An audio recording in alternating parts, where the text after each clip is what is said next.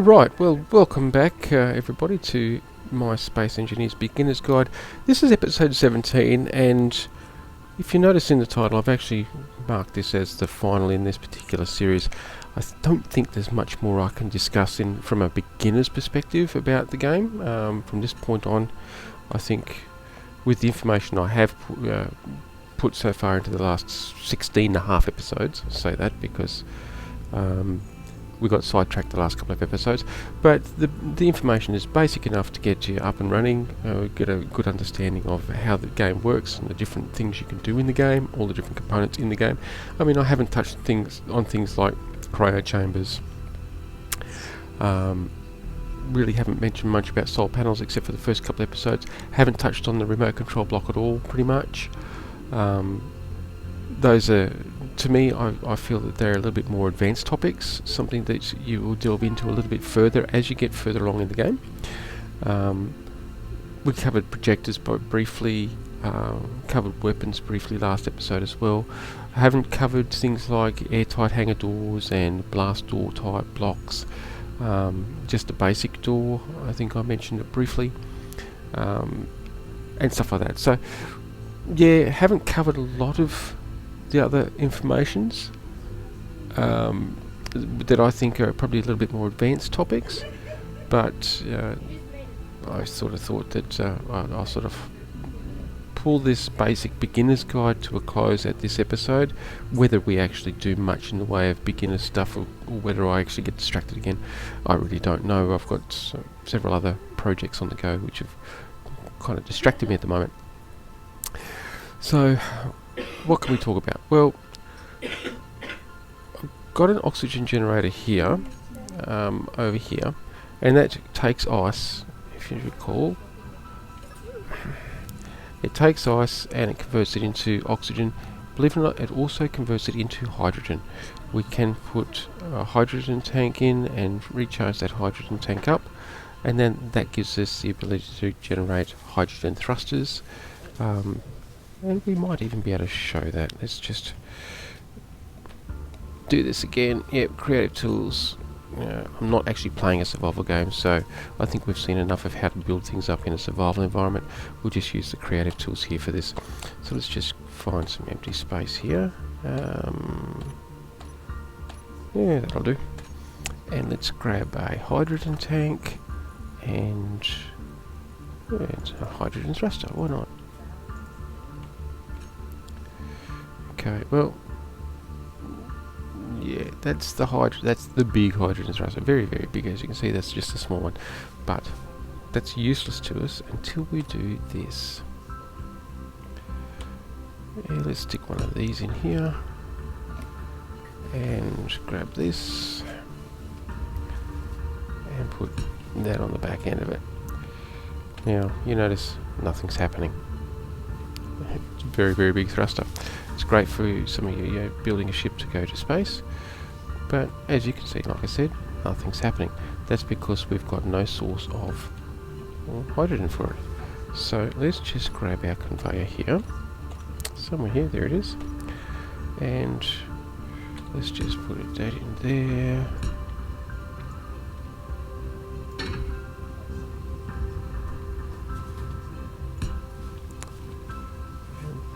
That in there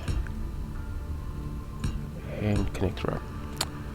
Alright, now oh, look at that, we have got power. I won't get too close to that. That will actually scorch us and kill us and we will die and have to respawn back over there. But as you can see, it's taking hydrogen that's split out of ice and it's feeding it into a hydrogen tank. And in fact, if we come in and have a look at the terminal for our hydrogen tank, you'll see, here it is, we actually can see how fast it's filling up. It takes quite some time, although more oxygen generators will generate quickly. And we can show that by grabbing an oxygen generator, and let's just stack a couple of these. Now we will need some ice for them. Yep. So again, I'm using some of the developer tools, and let's just put ice 100,000 into U, and turn you off, and same into U.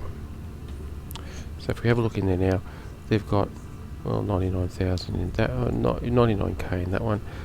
Ice 99.94, that's the one we've been using. We've got excess over there, but we're not conveyed up to it. And 99. You notice it's going down reasonably quickly, and that is because it is generating a lot more hydrogen to fill this, and you'll notice that is now actually going up faster. So the more oxygen generators you've got, the faster you can actually fill up a hydrogen tank. Now that is a very big thruster, and there are small versions as well which are good for manoeuvring. Where's it gone? That one there. So like that, for example. And in fact, this large one having the 4 ports on either side is great, because you can put in the big one for thrust, and then put in the 4 small ones around it for manoeuvring. So it's really quite a nice compact unit. But you can build as many of them as you like. I can't show you them in full thrust. They actually generate a huge flame when thrusting, only because we're on a static base, not a ship that can take off. But these hydrogen tanks can be stored on a base. They can be fully charged up with oxygen generators, and you can have a connector port connected to the side of it, and that will let you then connect any hydrogen powered ship up to it, and you can actually recharge the hydrogen tanks on a small grid ship from these large ones, and it fills up a lot quicker than what we're seeing here. It can fill up very, very rapidly. So generally, in order to get to space, most people that I've seen, I'm not going to be too arbitrary and say everybody, but most of the people that I've seen, and myself included, will build a ship that is atmospheric, so it's got atmospheric engines to get off the ground and to fly in the atmosphere, but it also will have hydrogen engines, so that when we get up anywhere from about 5k to about 10k up, atmospheric engines tend to lose efficiency. They sort of stop working, so you need something with a bit more punch to be able to go higher up, to get through that 20 kilometre up mark right the way through to the 40 kilometre, 42 kilometre, which becomes space. Now once you're in space, it's a whole different story. You can actually utilise what are called ion engines, and they need platinum as their base construction material. Platinum you will not find on a planet in its native form. It might show up as a leftover from an asteroid, if you've got asteroids turned on. Meteors. If you've got meteors turned on, you might, if it hits the ground, you might find some token amounts of platinum in the residual debris. But by default, platinum is not found on planets. It's only found in space. It's found in asteroids. So you actually have to get up into space first to be able to get enough platinum to be able to build ion thrusters. Ion thrusters are, well, they only need power. They only need a reactor or a battery or a solar panel, and you've got thrust in space. Whereas hydrogen, well, you need to keep recharging and refilling with ice, and that can burn through that and run out of that very, very quickly. And of course, atmospheric engines don't work in space. So you use hydrogen to get right the way up into space, but I myself, at least, the earliest opportunity I have, I'll find a source of platinum and mine some platinum so I can actually build ion thrusters, and I'll still probably have a ship that's got hydrogen thrusters on it, especially if it's intended to come down from space back down onto the atmosphere. But I'll probably also put ion engines on it, so the hydrogen we'll use for that intermediate 10 kilometre through to 40 kilometre to get into space, and then I'll shut the hydrogen off and actually just use the ion engines from there out in actual space, because you just need uranium or batteries or solar, and they run pretty much indefinitely. They don't actually run out, especially if you use solar power and batteries. As long as you've got sun coming at you, or you can face the sun, you've pretty much got unlimited power, and that works perfectly for ion engines.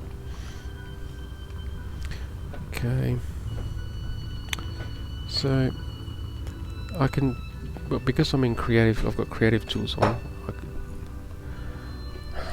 I can actually show you the ion engines. There they are. And there are two types, just like all the engines. There's two sizes. There's the small version, large version, and their thrust is appropriately magnified, I guess. That's probably the best term for it.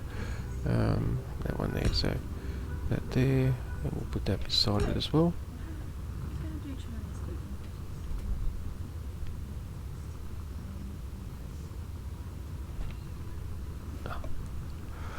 So as you can see, because we've got power on this base, they're actually working quite nicely. But yeah, they are reliant just on the power. In fact, we don't have any batteries on the base. So to give you an example, I can come over here and I can say, oh, turn off.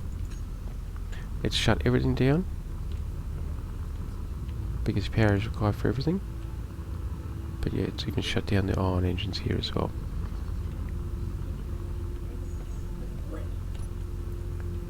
So we'll just turn you back on. There we go.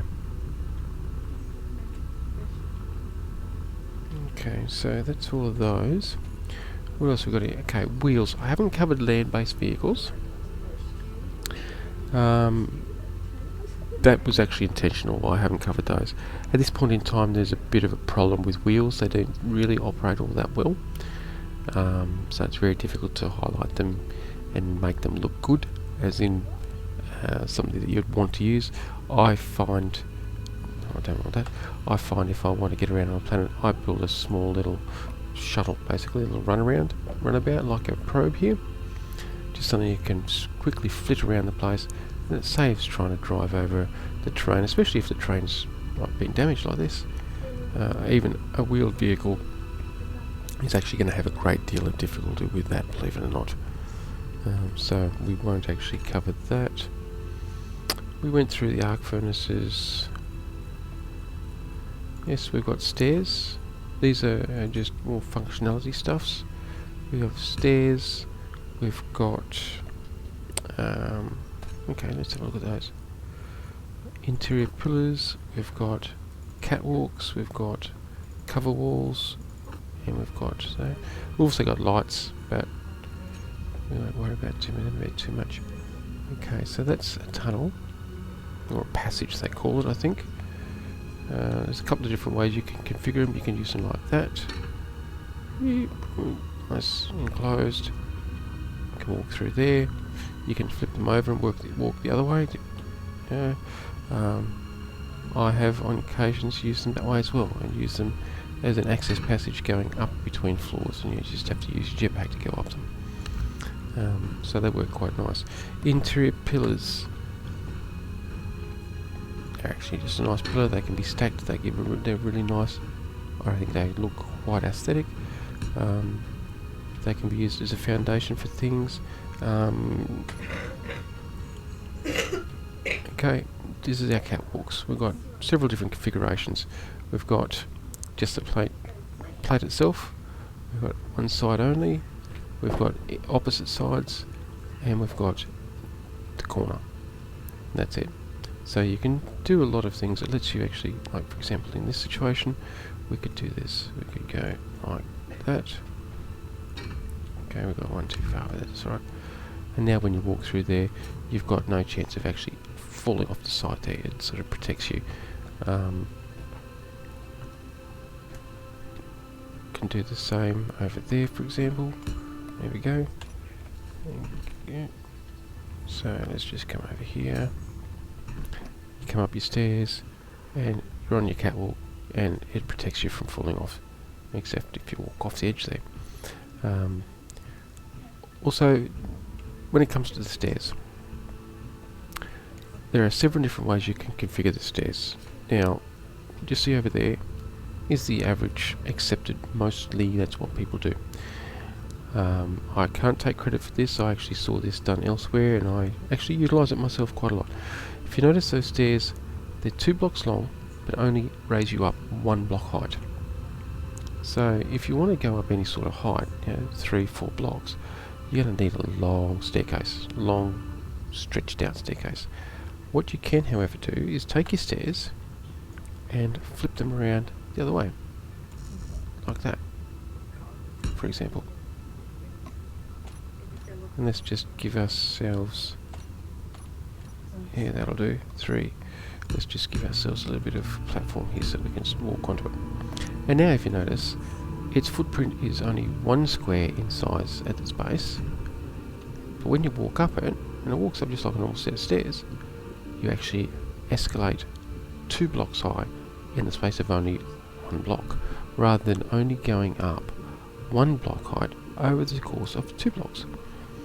This takes a lot of space, very sprawling, very slow, very gentle.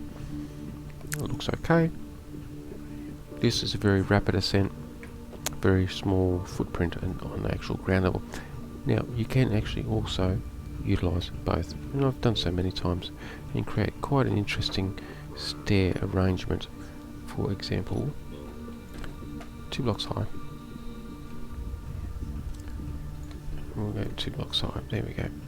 So we take our stairs over here. 4. Okay, so we're going up straight away, but we still might want to go up another, like a sub-level, like a in buildings I think they call a mezzanine level. That might work. I'm just trying to remember. So now we've got this gradiated slope. So it's almost like a curve. And so you can do a lot of different really cool aesthetic things, even with stairs. Now this, as you can see, is actually 3 blocks long by, and it gives us 3 blocks height. It's a 3 by 3. There's nothing to actually let you walk directly up a 3 by 3 height. But here we can go in a space of 1 block, go up 2, and then in a space of 2 blocks, go up 1. So in the space of going this way 3 blocks, we can actually go up 3 as well. So yeah, with various different configurations, you could even stick a second one of those up on top of there. So in the space of 2 blocks you can go up 4. In the space of 3 blocks you can go up 6. So you can, as you can see, you can ascend very, very quickly with the stairs in this configuration. And like I said, I don't take credit for it. I saw it used by somebody else. Somebody else came up with and thought of actually utilising it this way. But I actually do use the stairs in this configuration quite a lot for rapid ascent, especially in spaceships where you want to go up floors very, very quickly.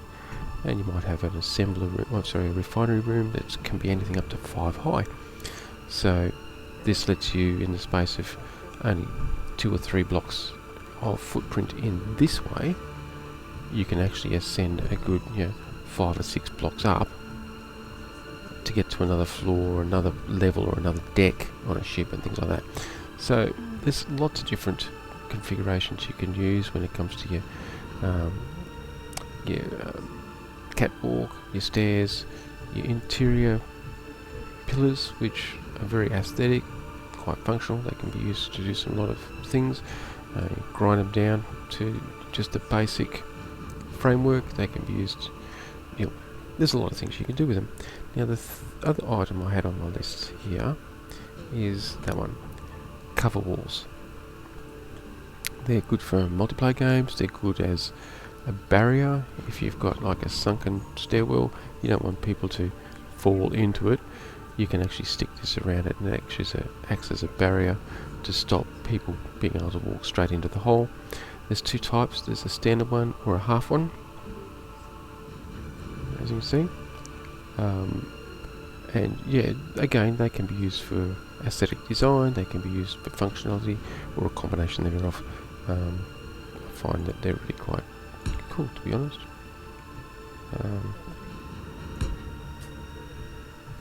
Nice little bit of cover you can crouch down behind here if you're in a multiplayer game, that sort of thing. I think that's what they're intended for. I don't play multiplayer, so I can't say for certain, but the cover walls are another nice block. And again, if you grind them down, or if you're in a survival game, so that they actually go in as a framework,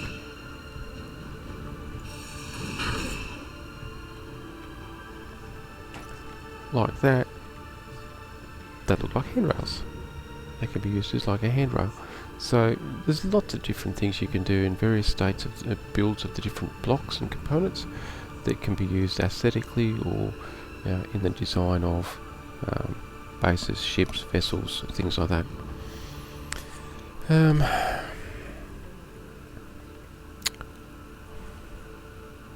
Button panels, well, we touched on timers, we touched on sensors. SoundBlock literally does that. It lets you play sound files.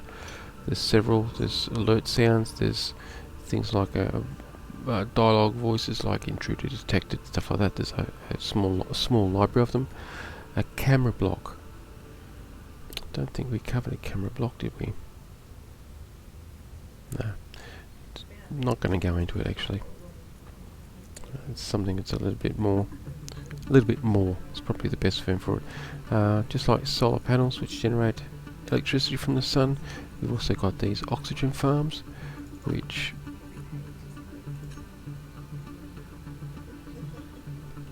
they look like a mini sort of greenhousey thing. They actually will generate. No, not that. They will actually generate their oxygen just from the sun. Rather than putting in an ice generator, which we've got over there, multiple ones, you can actually utilise one of these. They're a lot slower to generate oxygen, but they will generate oxygen just from the power of the sun. So if you're in a place that gets a lot of sun, they can be quite useful. But with that said, I think I'm going to draw this final beginner's guide to a conclusion. By all means, feel free to actually ask questions or whatnot on either here on Twitch, or if you have a look underneath the video, there is now a link that goes across to my workshop page on Steam. So, as well as links to the actual playlists on YouTube for the archives and full series of this beginner's guide, as well as my system survival game that I streamed before this. So, by all means, if you have any questions, feel free to leave comments on any of these locations, and I will try to address them in future streams. Now, tomorrow at this same time, I won't be doing a beginner's guide, but I still will be streaming at this same time, so by all means feel free to drop by. I'll probably just wing it. Maybe we'll have a look at some stuff in development, or I don't know. We'll see what we come up with at the time, but for now, happy engineering. I hope this beginner's guide has been helpful and you find some useful information in it, and enjoy. I look forward to coming across your creations on the workshop page, workshop at some stage on Steam. So thank you for joining me, and yeah, happy engineering again.